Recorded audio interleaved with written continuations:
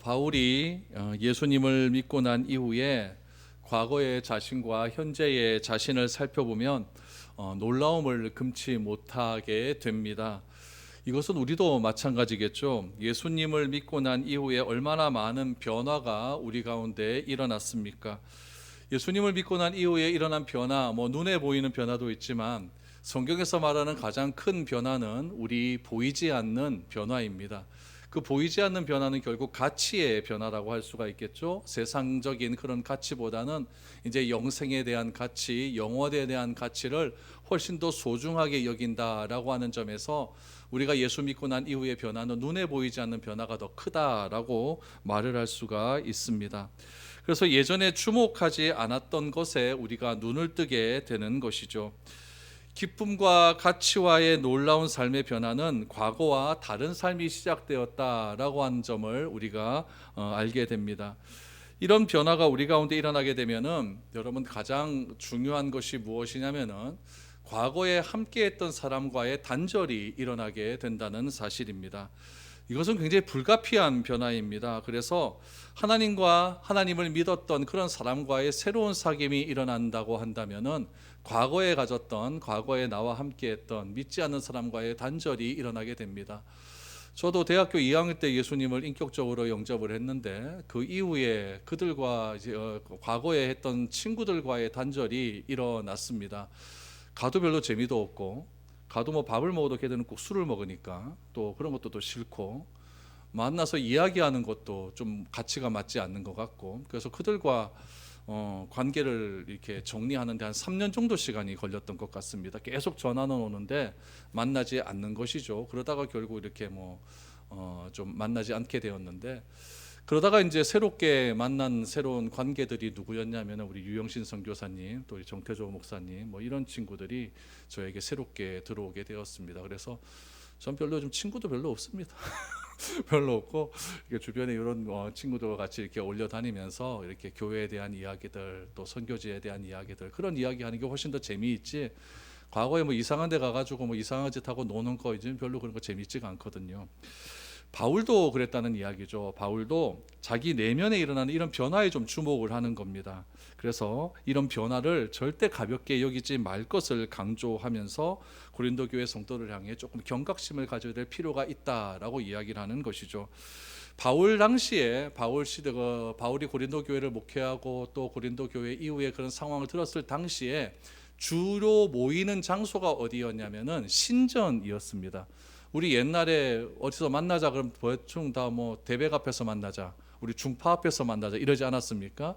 이 고린도 지역도 대다수 모이면 어디서 만나기로 했냐면 아프로디테 신전 앞에서 만나자, 이런 것들이 많이 있었다는 이야기죠. 그래서 주로 신전 중심에서 만나는 사람들은 보통 예수님을 안 믿는 사람들이 그쪽 중심에서 많이 만났고, 예수님을 믿는 사람들은 그리스도를 또 주로 고백하는 사람들끼리 교회를 중심으로 해서 그렇게 모임과 관계를 가졌다라고 여러분 생각하시면 좋습니다. 그런데 바울이 이야기를 하죠. 과거의 삶이 예수님을 믿고도 아직 변하지 않는 이유가 무엇인가? 그것을 오늘 본문에서는 무엇이라고 이야기하냐면은 교제권에 대한 분명한 단절이 없어서 그렇다라고 이야기를 하고 있는 것입니다.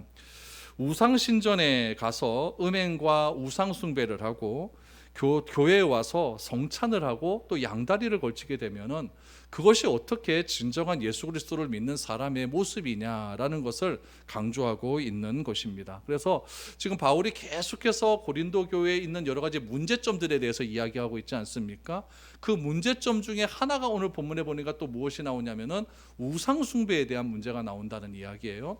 그 우상숭배를 바울은 어떻게 정의하고 있냐면은 왜 예수님을 믿고서도 예수님을 믿지 않았을 때의 그 사람들, 다시 말하면 우상숭배 사는 사람들과 함께 교제를 하고, 그 다음에 또 교회에 와서 또 예수님을 믿는 사람들과 교제를 하면서 양다리를 걸치냐, 이런 이야기를 하는 겁니다. 여러분, 이것이 왜 문제가 되냐면은 우리도 보통 만나면 뭐 합니까? 밥 먹죠. 점심때마다 밥 먹지 않습니까? 밥 먹으면서 이야기하고 이렇게. 그러니까 이렇게 밥을 먹는다라고 하는 것은 좀 특별한 의미가 있거든요. 아무나 밥을 먹지 않습니다. 무엇인가 부탁할 일이 있고, 무엇인가 이야기할 일이 있고, 또 무엇인가 또 깊은 관계가 있는 사람들끼리 밥을 먹는 것이 아무하고 다 밥 먹는 것 아니거든요. 그런데 예수님을 믿는다고 해놓고도 과거에 믿지 않았던 사람들과 어디 가서 밥을 먹냐면 아프로디테 신전 가서 밥을 먹는 거예요. 거기서 신전 가면 신전 제사에 참석하거든요. 제사 끝나고 나면 꼭 무엇을 하냐? 거기서도 밥을 먹어요. 그 밥을 먹는 사람들, 또 교회 와서는 밥을 먹습니까? 안 먹습니까? 먹잖아요. 교회 와서 밥을 먹는 것들, 특별히 또 교회 와서 밥을 먹는 것은 성만찬에 참여하는 일이거든요. 그렇게 성만찬에 참여해서 그리스도의 피와 떡을 먹으면서 내가 예수님과 한 몸이 되었다고 하면서도 왜 또 우상 숭배하는 곳에 가서 우상 숭배자들과 밥을 같이 먹느냐, 이 문제를 지금 바울은 굉장히 강도 높게 비판을 하고 있는 것이죠. 오늘 이러한 이야기들 여러분들과 한번 해봐야 될 것 같습니다. 그래서 우리가 예수님을 믿는다라고 하면서도 겸하여서 또 섬기고 있는 것이 무엇이 있는가를 오늘 본문을 통해서 한번 살펴보았으면 좋겠습니다. 우리 14절 15절 한번 보시죠. 그런즉 내 사랑하는 자들아, 우상 숭배하는 일을 피하라. 나는 지혜 있는 자들에게 말함과 같이 하노니 너희는 내가 이르는 말을 스스로 판단하라 라고 말합니다. 지금까지 여러분 고린도 교회를 향한 바울의 편지의 내용들을 쭉 살펴보았는데 좀 강도 높게 비판이 많이 일어나요. 너네들 그러면 안 된다. 막 근데 계속해서 비판을 하죠. 그리고 막 야단을 치듯이 이렇게 이야기를 합니다. 그러면서도 그들을 향한 호칭이 무엇인가 보십시오. 14절에 보니까 내 사랑하는 형제들아. 그러니까 바울이 막 고린도 교회를 향해서 이렇게 하면 안 돼, 막 비판하고 야단치는 것들이 진짜 그들을 정죄하고 판단하기 위해서 야단치는 것이 아니라 고린도 교회 성도들을 향한 사랑임을 알 수가 있는 거예요. 그들이 바른 신앙의 길, 바른 교회의 길, 바른 하나님을 믿고 섬기는 길에 보다 더 잘 나가기 위해서 그렇게 야단을 치고 혼을 내는 것이지 절대 그들을 판단하고 교회에서 출교하기 위해서 그런 건 아니라는 것을 오늘 내 사랑하는 형제들아 라고 하는 표현을 통해서 알 수가 있습니다. 그러면서 내 사랑하는 형제들아, 무엇을 피하라고 이야기하냐면 우상 숭배를 피하라 라고 이야기를 합니다. 여러분, 예수님을 믿었다, 그리스도를 구제로 고백했다라고 하는 사람을 무엇이라고 이야기하면 성경은 성도라고 표현을 합니다. 이 성도가 거룩할 성자야 무리도자거든요. 그러니까 거룩하게 따르는 무리들이라고 하는 의미가 담겨져 있는데 그 무엇을 거룩하게 해서 따르고 있느냐? 예수님과의 교제를 통해서 거룩해진다는 거예요. 예수님과 연합을 통해서 거룩해진다는 이야기죠. 그리스도와 하나가 돼서 거룩하게 된다는 이야기예요. 그러니까 다 무엇과 연관이 되었냐면은 예수님과 신비적인 연합을 강조하는 거예요. 그러니까 바울 서신을 가만히 읽다 보면 이런 신비적인 연합을 굉장히 강조를 많이 하거든요. 어떻게 사람과 사람이 이렇게 하나가 될 수 있느냐 이렇게 생각할 수가 있지만은 예수님을 믿는 그 신앙과 우리 믿음의 신앙들이 같아지는 것을 바울은 어떻게 얘기하냐면은 하나가 된다, 연합이 된다. 그것을 부부와의 관계로도 이렇게 많이 얘기를 하고 있는 것이죠. 그래서 성도라고 하는 것은 그리스도와 깊은 교제가 있는 것이, 여기서 교제라는 것은 깊이 한다는 이야기입니다. 교제가 있는 것이고 예수님과 연합이 있는 것이고 예수님과 하나가 되었다고 한다면 무엇이 되어야 되느냐? 변화된 삶을 살아야 되는 것이 아니겠느냐라고 말을 하는 거죠. 그런데 성도라고 하고 그리스도와 연합이 되었다고 하면서도 아직도 우상 신전에 가서 우상 숭배자들과 함께 먹고 마시는 일은 잘못되었다라고 분명하게 이야기하는 거죠. 그래서 우상 숭배하는 자들과 절대 가까이 하지 말아라라고 아주 단호하게 선언을 합니다. 예수를 믿었다고 한다면은 가야 될 곳과 가지 말아야 될 곳은 철저하게 구분되어야 되는 것이지, 어떻게 예수님을 믿고 그리스도와 연합이 되었으면서도 또 예수님을 믿기 전에 갔던 그 장소를 또 갈 수 있느냐. 바울은 이렇게 지금 이야기하고 있는 거죠. 여러분, 고린도 지역의 가장 한가운데 신위에 산 위에 있는 이 아프로디테 신전은 말이 신전이지요. 요즘 말로 하면 창녀촌이었습니다. 이 아프로디테 신전에는 여성 창기가 한 1000명 정도 있었다고 하죠. 남자 창기도 있습니다. 그러니까 남자끼리 동성애가 일어나고 남자와 여자들끼리 문란한 행동들이 그 안에서 너무나 많이 일어났다는 이야기죠. 그래서 신전이라고 하는 이름으로 행해지는 창녀촌이었고 음란한 곳이었습니다. 근데 모든 교제가 어디서 일어났다고요? 이 아프로디테 신전에서 일어났다는 이야기예요. 그러니까 주변의 사람들이 막 음란하고 야한 거 좋아하는 사람을 뭐라고 불렀다고 합니까? 예의 고린도 지역 사람들 같은 놈아, 이렇게 얘기했다고 하지 않습니까? 그러니까 고린도 지역 사람들은 그렇게 음란했다는 이야기예요. 그래서 아프로디테 신전 같은 곳에 가서 우상 숭배하지 않는 것은 불가능에 가깝기 때문에 멀리해야 된다는 거죠. 그렇게 멀리하기 위해서는 어떻게 해야 되느냐? 그들과 가까이 하면 안 된다는 이야기입니다. 저도 고등학교 때 서울에서 지내지 않았습니까? 서울에서 지내면은 고등학교 때 이래 보면은 이래 그 극장마다 좀 19세 미만 영화가 상영은 되는 곳이 있었어요. 그럼 그때는 어떻게 했냐면은 극장 주변에 한 400m, 500m 주변은 미성년자들이 출입을 못하게 했습니다. 그러니까 아예 못 보게 하는 거죠. 그 주변에는 못 가고 거기 포스터 같은 것들로 막 있으니까 절대 그곳에는 출입을 못할 수 있도록 그렇게 딱 테두리를 쳐놓고 간판이 딱 있고 경찰관들이 그곳에 상시 대기를 했습니다. 그래서 잘못 들어갔다가 학교에 바로 연락돼서 정황 먹고 이랬거든요. 그러니까 아예 가지를 말아야 된다는 이야기죠. 그렇다고 해서 여러분들 저를 이상한 눈으로 보시면 안 됩니다. 예, 하여튼 그렇게 가지 말아야 된다는 이야기예요. 오늘 본문 말씀 속에도 보니까 우상 숭배를 하지 않기 위해서는 어디로 가야지 말아야 된다? 아프로디테 신전에 가지 말아야 된다. 그렇게 아프로디테 신전에 가지 않기로 결단하는 사람을 바울은 15절에 보니까 뭐라고 이야기합니까? 지혜 있는 자다. 지혜 있는 자다라고 말하지 않습니까? 그래서 바울은 우상 숭배하지 않는 자들을, 즉 않는 방법을 알려주는 겁니다. 그 방법을 듣고 바울이 말한 말을 잘 듣고 그곳에 가지 않기로 결단하는 것이 어떤 사람이다? 지혜 있는 사람이다 라는 것이죠. 그 선택은 누가 해야 되는 겁니까? 성도들이 해야 되는 거예요. 그러니까 여러분들도 마찬가지예요. 여러분들도 제가 이렇게 성경을 해석해 주지 않습니까? 그 말을 잘 듣고 선택은 누가 하는 거예요? 여러분들이 하는 거죠. 그 선택대로 성령 말씀대로 살면 여러분들이 무슨 사람이 되는 겁니까? 지혜 있는 사람이 되는 것이고, 그대로 안 살면 어리석은 사람이 되는 것이죠. 저는 제 할 도리 다 하는 겁니다. 여러분 선택은 여러분들이 하시는 거예요. 그래서 오늘 본문에서 이렇게 이야기하는 거죠. 여러분, 우리가 왜 바울이 이렇게 그런 곳에 가지 말라고 하냐면은 우리는 연약한 존재이기 때문에 눈에 보이는 유혹을 이긴다라고 하는 것은 불가능에 가까워요. 성경에 보면 이런 얘기 많이 나오죠. 왜 하나님께서 이스라엘 백성들을 출애굽시켰을까요? 출애굽시킨 목적은 무엇이냐면은 가나안 땅 가서, 선택한 곳 가서 거룩하신 하나님께, 거룩하신 백성들이 하나님의 마음에 맞는 예배를 드려라. 이것이 출애굽시키는 목적이에요. 그렇다면은 하나님이 계신 곳은 다 거룩한 곳이니까 애굽에서 예배 드리면 안 될까요? 애굽에서 거룩하신 하나님께 예배 드리면 안 될까요? 되는 거잖아요. 그럼에도 불구하고 왜 하나님께서 출애굽시켰을까요? 그게 안 된다는 이야기예요. 인간의 모습은 맨날 애굽에서 보면 우상 숭배하는 거 보거든요. 걔네들 우상이 얼마나 많습니까? 나일강 자체가, 자연 자체가 우상 아닙니까? 거기서 나오는 모든 동물들이 다 우상이잖아요. 개구리도 우상이죠, 메뚜기도 우상이죠, 이도 우상이죠. 다 우상 아닙니까? 그렇게 우상이 파는치는 곳에서는 절대 그리스도인들이 유혹을 이기지 못한다는 이야기예요. 솔직히 여러분 딱 깨놓고 얘기해서 우리 하나님께 예배 드리는 것보다 그렇게 이방신령 가서 음란하게 제사 드리는 거 훨씬 더 재밌는 거 아닙니까? 너무 거룩하십니다. 훨씬 재밌거든요. 그게 훨씬 재밌는데 우리는 앉아서 뭐 이렇게 맨날 뭐 칼로 뜨고 이래가 뭐 이렇게 이게 뭐가 재밌어요? 근데 거기 가면 아름다운 여자들이 춤추죠, 노래하죠. 얼마나 재밌습니까? 그러니까 그게 훨씬 더 유혹에 빠지기 쉽다는 이야기죠.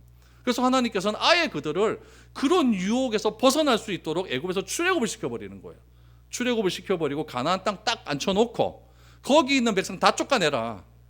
이상한 예배 드리는 애들 다 쫓아내라. 다 쫓아내고 거룩하신 하나님께 예배 드리는 것이 이방신에게 예배 드리는 것보다 훨씬 좋다는 것을 이방신 믿는 사람들에게 가르쳐줘라. 이것이 가나안 땅으로 하나님께서 그들을 몰아넣으신 이유라는 이야기예요. 그런데 우리가 죄의 유혹에 벗어날 수 있는 방법은 그 자리에서 벗어날 수 없는 것이고, 그 자리에서 벗어나야 되는데, 잘못된 자리에 가지 말아야 되는데, 그런 선택을 하는 것이 무엇이다? 지혜로운 방법이다라는 것을 바울은 이야기하는 것이죠. 그러면은 바울이 우상 숭배를 멀리하는 것에 대한 근거는 어디에 있을까? 뭔가 근거가 있어야 될 거 아닙니까? 바울 자기의 생각이라면 별 이거는 뭐 권위가 없어요. 그러나 이 생각이 하나님의 생각이라고 한다면 그 말 속에는 권위가 있는 겁니다. 그래서 바울이 16절 이하에서 보면은 왜 우리가 우상 숭배하지 말아야 되고 아프로디테 신전 같은 데 가서 그들이 먹는 것들과 같이 식사하면 안 되는가? 그 이유를 16절 이하에서 이렇게 설명을 합니다. 16절 이하 보십시오. 우리가 축복하는 바 축복의 잔은 그리스도의 피에 참여함이 아니며 우리가 떼는 떡은 그리스도의 몸에 참여함이 아니냐. 떡이 하나요 많은 우리가 한 몸이니 이는 우리가 다 한 떡에 참여함이라. 육신을 따라 난 이스라엘을 보라. 제물을 먹는 자들이 제단에 참여하는 자들이 아니냐라고 이야기합니다. 우상 숭배의 위험에 빠진 구체적인 논증을 하기 위해서 바울이 끄집어내는 건 무엇이냐면은 예수님의 최후의 만찬입니다. 예수님과 죽기 전에 하셨던 그 만찬을 이야기를 하는 거예요. 예수님께서 제자들의 발을 씻겨 주시면서 하신 말씀은 무엇이냐면은 다시 내가 이 땅에 재림할 때까지 이 성찬의 의식을 기념하며 지키라라고 이야기를 하신 거예요.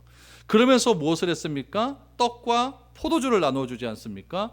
떡을 먹고 잔을 마시는 행위는 주님의 몸을 찢고 주님의 피를 마시는 행위입니다. 또 왜 그렇다면 왜 우리가 이 떡과 포도주가 주님의 몸을 찢고 주님의 피를 마시는 행위일까요? 그것을 먹고 마실 때마다 주님을 기억하기 위함이에요. 아, 주님께서 이렇게 나 때문에 돌아가셨구나라는 것을 기억하기 위함이라는 거죠. 그래서 초대교회 때는 모일 때마다 이 의식을 한 거예요. 모일 때마다. 그러니까 우리도 뭐 일주일에 3번, 7번씩 이렇게 모이지 않습니까? 얘네들은 매일 모였으면 매일 이거 하는 거예요. 매일 모일 때마다 성찬을 하는 거죠. 그러면서 아, 주님께서 나를 위해 이렇게 돌아가셨지 늘 언제나 생각하고 기억을 했다는 이야기죠. 떡과 포도주를 마신다라고 하는 것은 그리스도가 우리 안에 들어오는 행위예요.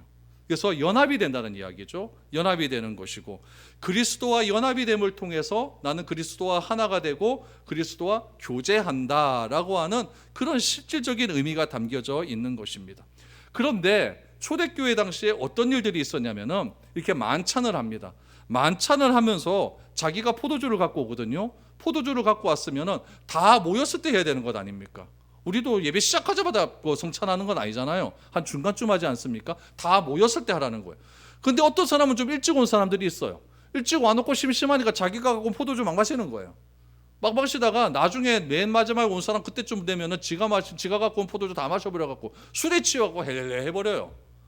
그리고 어떤 사람은 어떻게 하느냐, 돈이 없으니까 포도주를 못 갖고 올 사람이 있는 거 아닙니까? 그 돈이 없어서 못 갖고 온 사람은 아예 제외시켜버립니다. 너는 주님의 만찬 참여할 자격이 없어, 이런 식으로 해버리는 것이죠. 그러니까 이게 얼마나 잘못된 일입니까? 그러니까 주님의 만찬은 그런 의미가 아닌데 자꾸 변질되기 시작하는 것이죠. 특별히 여러분, 바울이 축복의 잔을 나누고 떡을 떼는 것을 그리스도에 참여한다라고 했어요. 여러분, 이 참여라고 하는 말이 바울에게 있어서 굉장히 중요한 말입니다. 이 참여라고 하는 말이 헬라어로 뭐라고 하냐면 여러분 잘 아는 말이에요. 코이노니아예요. 코이노니아. 들어봤죠? 참여가 코이노니아예요. 그러니까 교회 성도들은 교회에서 하는 모든 예배에 뭐 해야 되냐? 코이노니아 해야 되는 거예요. 참여해야 되는 거예요. 참여하지 않으면은 교회가 교회일 수가 없는 거죠. 모든 교회 모에 같이 참여해서 그 참여함을 통해서 예수님과 하나됨을 경험하는 거예요. 그것이 코이노니아의 가장 중요한 의미라는 이야기죠. 그래서 코이노니아, 교회의 참여함을 통하여서 뭘 하느냐? 연합하는 겁니다. 그러니까 코이노니아라고 하는 뜻은 참여도 있지만 연합도 있어요. 함께 모이는 것이 바로 참여하는 것이 연합됐다는 이야기예요. 그래서 우리가 교제하는 이유는 무엇이냐면은 교회에서 밥을 먹고 그 밥을 식사 자리에 참여하는 이유는 뭐냐면은 연합하기 위함입니다. 진짜 예배는 언제 끝나느냐? 우리가 예배했잖아요. 축도했잖아요. 식사 자리 딱 끝날 때까지가 예배입니다. 그런 의미에서 교회에서 이제 하나님의 말씀을 들었잖아요. 하나님의 말씀을 들은 그 말씀을 식사 자리에서 그때 초대교회 성도들은 함께 나누었어요. 나는 설교 시간에 이런 말씀을 듣고 난 이렇게 깨달았다. 먹으면서 나누는 거죠. 그러니까 걔네들의 식사 자리는 굉장히 풍성합니다. 1시간씩 2시간씩 이어지는 거예요. 자기의 삶을 나누면서. 근데 우리의 식사는 어떻습니까? 5분이면 끝입니다.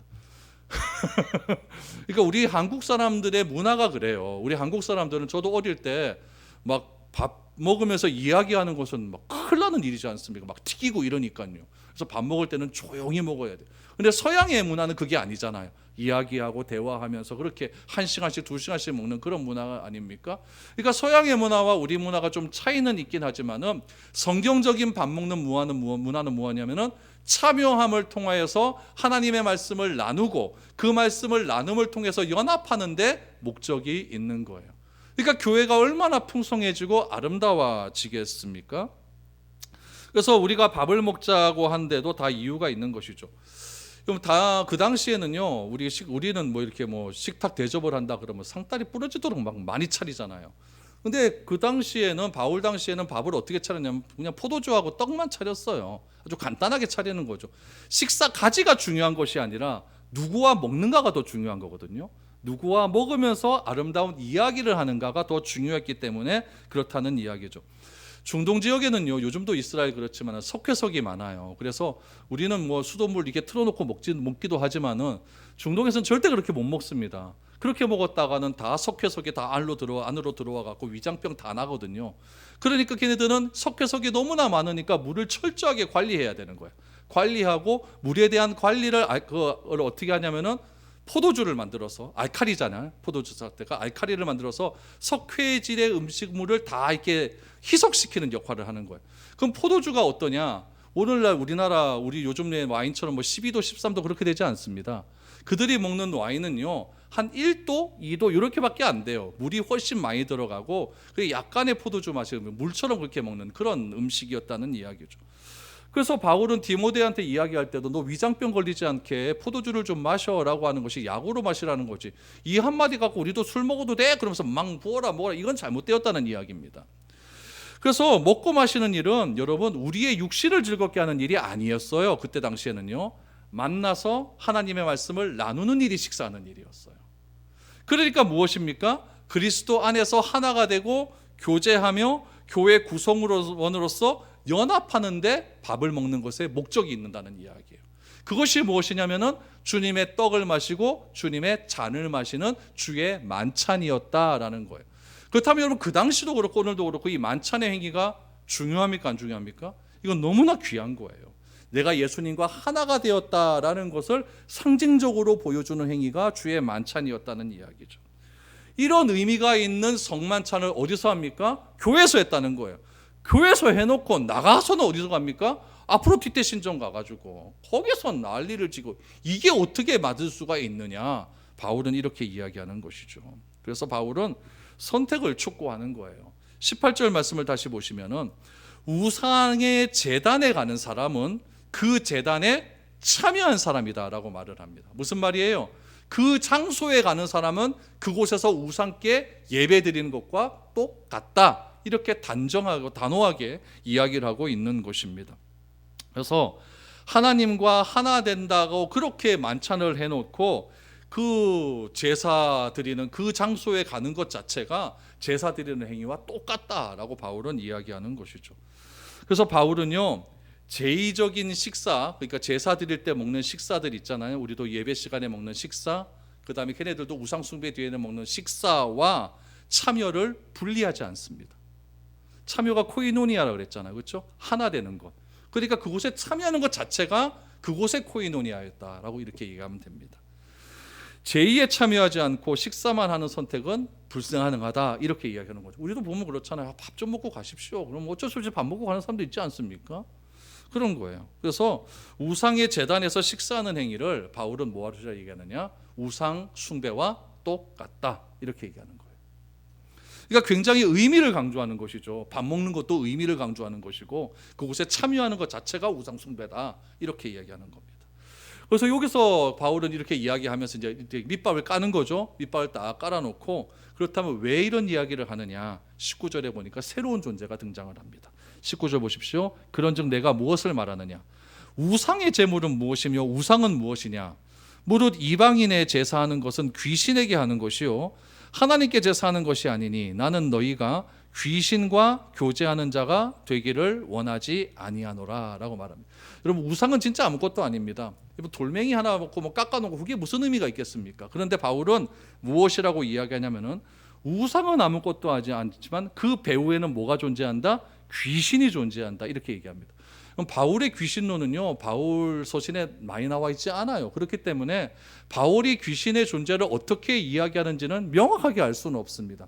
그러나 오늘 본문에서 말을 하는 것은 무엇이냐면은 우상에게 제사하는 행위는 귀신에게 제사하는 행위와 똑같다 이렇게 말을 하고 있는 거죠. 그리고 공동식사, 교회도 공동식사하고 그 아프로디테 신전에서도 식사를 하거든요. 이 아프로디테 식사 그 신전에서 식사하는 행위는 공동 식사를 포함한 모든 우상에게 제사하는 행위는 결국 귀신과 교제하는 것과 똑같다 이렇게 얘기를 해버립니다. 그러니까 귀신과의 교제가 치명적인 이유는 무엇이냐면은 하나님과 교제를 단절하기 때문에 그런 거야. 우리가 예배드리고 성도들끼리 같이 교제하는 것은 그 안에 누가 계시기 때문에 하나님이 계시기 때문에 의미가 있는 거예요. 마찬가지로 걔들도 마찬가지죠. 아프로디테 신전에서 제사 드리고 거기서 밥을 먹고 그들과 제의에 동참하는 이야기는 그 안에 뭐가 있기 때문에 귀신이 있기 때문에 귀신에게 제사한 사람이 하나님께 또 와서 예배 드린다? 이건 있을 수가 없다라고 이렇게 이야기하는 겁니다. 그런 의미에서 예수를 믿었다고 한다면 과거의 사람들과 단절해라 이렇게 얘기하는 거죠. 그래서 21절을 보십시오. 너희가 주의 잔과 귀신의 잔을 겸하여 마시지 못하고 주의 식탁과 귀신의 식탁을 겸하여 참여하지 못하리라. 아주 단호하게 얘기하죠. 주님의 잔과 귀신의 잔을 함께 마시는 것도 주님의 식탁과 귀신의 식탁에 함께 참여하는 것 또한 불가능하다라고 이야기를 합니다. 그러므로 우상 숭배의 위험은요, 귀신의 잔과 식탁을 고집하는 겁니다. 나는 그거 해야겠다라는 거예요. 이것은 주의 식탁과 잔을 부정하는 행위입니다. 그러면 십계명에서 경고하고 있는 것처럼 하나님은 자기 자신을 가리켜서 뭐라고 이야기하냐면 질투하는 하나님이라고 이야기해요. 나 여호와 하나님은 질투하는 하나님인즉 나 외에 다른 신을 절대 섬기지 말 것을 명령하고 있습니다. 그래서 바울은 이야기하는 거죠. 하나님의 질투를 촉발하는 행위는 무엇이냐? 귀신의 식탁에 동참하는 거다, 참여하는 거다, 이렇게 이야기를 하고 있습니다. 그래서 마지막 22절에 보니까 이렇게 결론을 짓고 있죠. 그러면 우리가 주를 노여워하시게 하겠느냐? 우리가 주보다 강한 자냐라고 말합니다. 우리는 주님보다 약한 존재 아닙니까? 그러니까 우리는 주님을 섬기는 존재예요. 주님을 화나게 하는 존재가 아니라는 얘기죠. 어떻게 아랫사람이 윗사람을 화나게 할 수가 있겠습니까? 그거는 아랫사람의 도리가 아니라는 이야기죠.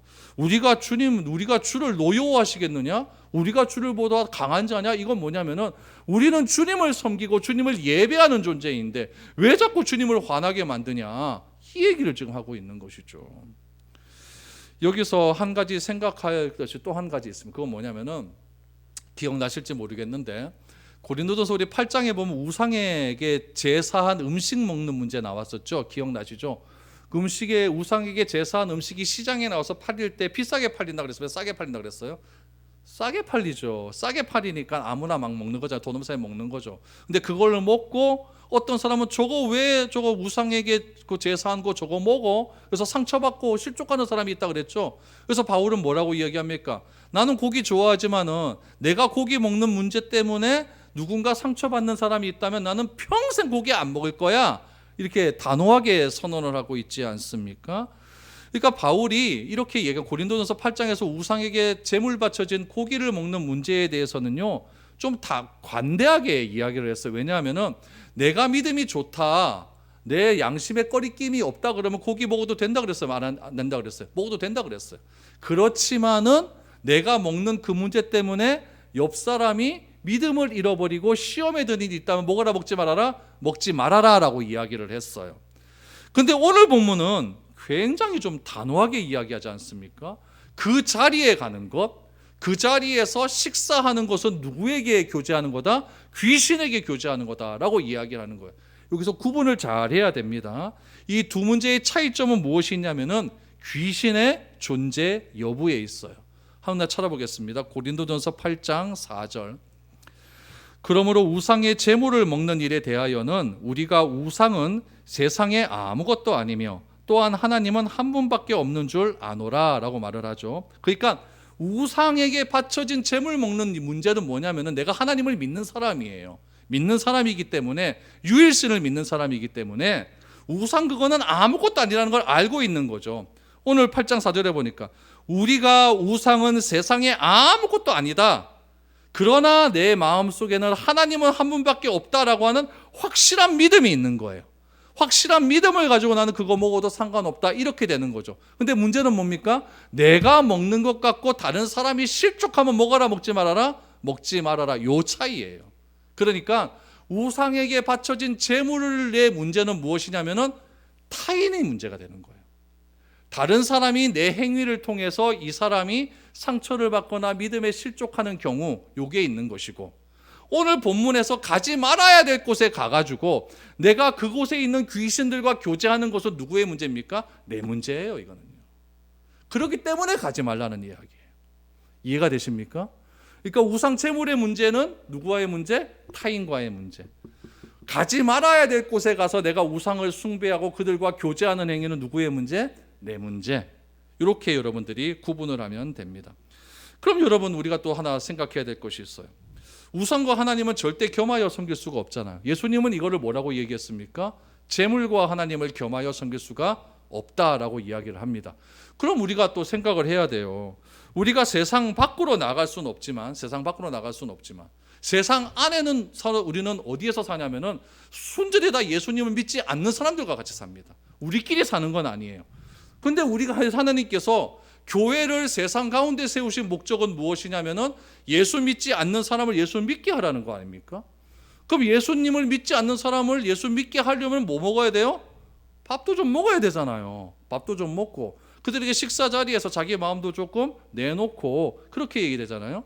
그럼 요 문제는 어떻게 할 거냐? 요 문제는 또 요 우상 숭배 문제는 다릅니다. 오늘 바울이 말하는 것은 무엇이냐면 절간 가서 밥 먹는 거예요. 내가 전도하기 위해서 레스토랑 가서 밥 먹고 또 어디 뭐 고깃집 가서 밥 먹고 이건 아무런 문제가 되지 않는 것이죠. 그러나 우리가 가지 말아야 될 곳이 있어요. 나이트 클럽 가서 여러분들 거기서 전도할 겁니까? 그건 아니잖아요. 궁짝궁짝 하는 데서 전도할 건 아니잖아요. 그렇죠? 그런데 가서는 나도 거기서 빠질 수밖에 없는 거예요. 그건 안 된다는 얘기죠. 그러나 교회가 세상에 존재하기 때문에 세상에 있는 사람들과 서로 교제권을 가지면서 그들과 함께 하나님의 복음을 전하기 위해서 교제하는 것은 지혜롭고 조심해야 될 문제지만, 가지 말아야 될 곳 가서 그곳에서 굳이 이상한 것을 먹고 마시면서 행하는 것들은 금해야 된다는 거죠. 왜요? 우리는 하나님과 연합된 자이기 때문에 그렇다라는 이야기죠. 오늘 말씀 이해가 되시죠? 그래서 나는 하나님과 겸하여 섬기고 있는 것이 무엇인가를 잘 생각하셔야 됩니다. 이때 당시의 사람은 아프로디테 신전과 하나님을 겸하여 섬겼습니다. 그래서 바울은 주의 만찬을 예로 들면서 그들에게 설명을 했고, 이것을 가지고 너희들이 선택할 건데 하나님을 선택한다면 그 사람은 지혜로운 사람이다 라고 이야기를 하고 있는 것이었죠. 오늘 한 해 살아가면서 저는 여러분들이 지혜로운 사람이 되었으면 좋겠습니다. 그래서 세상 사람들과도 좋은 관계 유지하면서 바른 장소에 가서 식사를 하시고 그곳에서 하나님의 복음을 마음껏 드러내시기를 바랍니다. 내가 가지 말아야 될 곳은 어떤 곳이 있는가를 생각하셔서, 뭐 그런데 자주 가시는 분은 여기는 없겠지만은 혹시라도 계시면 가지 마십시오. 이제는 가지 마시고 우리 하나님 교제 안에서 우리 풍성한 삶을 살아갈 수 있는 저와 여러분들이 될 수 있기를 축복드립니다.